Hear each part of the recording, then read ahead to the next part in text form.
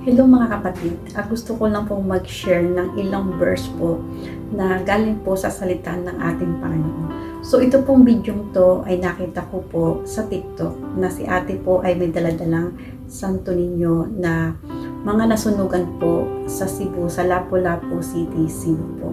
So ang dami po nagtatanong bakit ang dami po nangyayari na mga trahedya sa parting Visayas at Mindanao.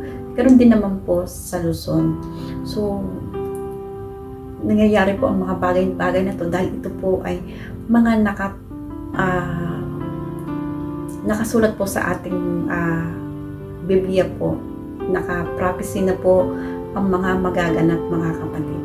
Ngunit dapat po marami po tayong kaalaman tungkol po sa mga ganitong bagay dahil po ang pagsamba sa mga Diyos-Diyosan ay isa po sa mga kinasusuklaman po ng ating Panginoon dahil ang gusto po ng ating Panginoon sa Kanya lang po tayo sasamba. Ito po yung mga isang maling gawain ng mga tao na hindi po talaga alam ang totoong Diyos, yung totoong Kristiyano, dahil ito pong nakaugalian po natin ng pagsamba po sa mga Diyos-Diyosan ay dala po ito ng mga pagano o mga ninuno natin. Ako po ay isang Katoliko at ito po yung nakamulatan ko po simula po nang ako ay isinilang.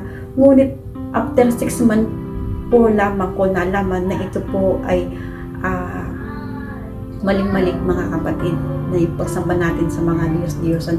So magbasa po tayo ng ilang verse mga kapatid na galing po sa salita ng Panginoon. At ito po ang sabi sa Jeremias chapter 10 verse 11, sabihin ninyo sa mga Diyos-Diyosan, ang sino mang hindi makakalikha ng langit at lupa ay dudurugin at lubusang mawawala sa ibabaw ng daigdig. At ang sabi din po sa Galatians chapter 5 verse 20 hanggang 21, pagsamba sa Diyos-Diyosan, pangkukulam, pagkapuot, pag-away-away, pagsiselos, pagkainggit, kasakiman, pagkampi-kampi, at pagkabahagi, pagpatay, paglalasing, pagwalang habas sa pagsasaya, at iba pang katulad nito, muli ko kayong binabalaan. Ang gumagawa ng mga ito ay hindi magkakaroon ng bahagi sa kaharian sa langit. At ito po ba sa Isaiah chapter 44 verse 9 hanggang 11. Walang kwentang tao ang mga gumagawa ng ribulto at walang kabuluhan ang mga Diyos-Diyosan. Kanilang pinapahalagan. Mga bulaan at hangal ang sumasamba sa mga ito, kaya sila'y mapapahiya. Walang idudulot na mabuti ang paggawa ng mga ribulto para sambahin. Tandaan ninyo, ang sumasamba sa mga ito ay mapapahiya lamang. Ang mga gumagawa nito'y tao lamang, kaya't magsama-sama man sila at ako'y harapin, sila'y matatakot at mapapahiya rin. So yun po mga kapatid, ang sinabi po ng ating Panginoon sa mga chapter na ito na talaga pong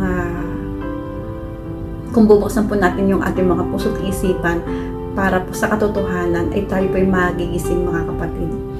At talaga pong kinasusuklaman po ng ating Panginoon ang pagsamba sa mga Diyos-Diyosan, lalo na po yung mga magkukulang po, yung mga gumagawa ng mga panggagawa, yung mga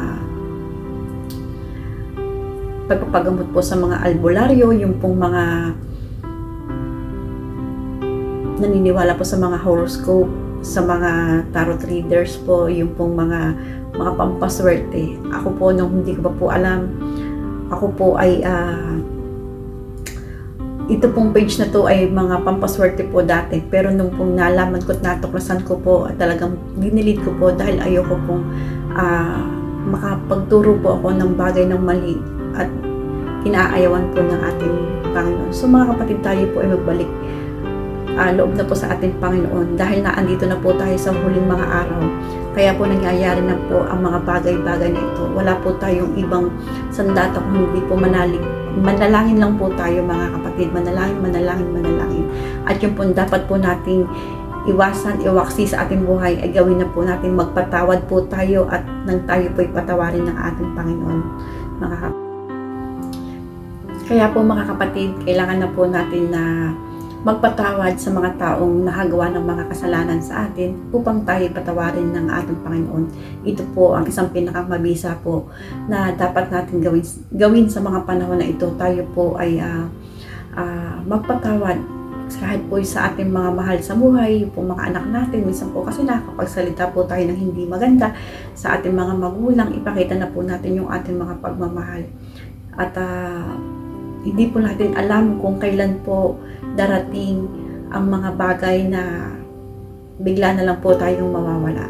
Sabi ko nga po sa last video ko, lahat po tayo mawawala. Ngunit hindi po natin alam kung sa papaanong paraan.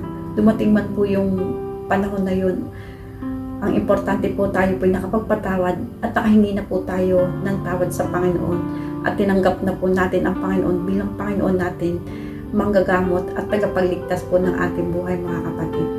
Magbalik loob na po tayo. Wag na po tayo purong kamunduhan, wag na po tayo puro kaimuralan, mga kapatid.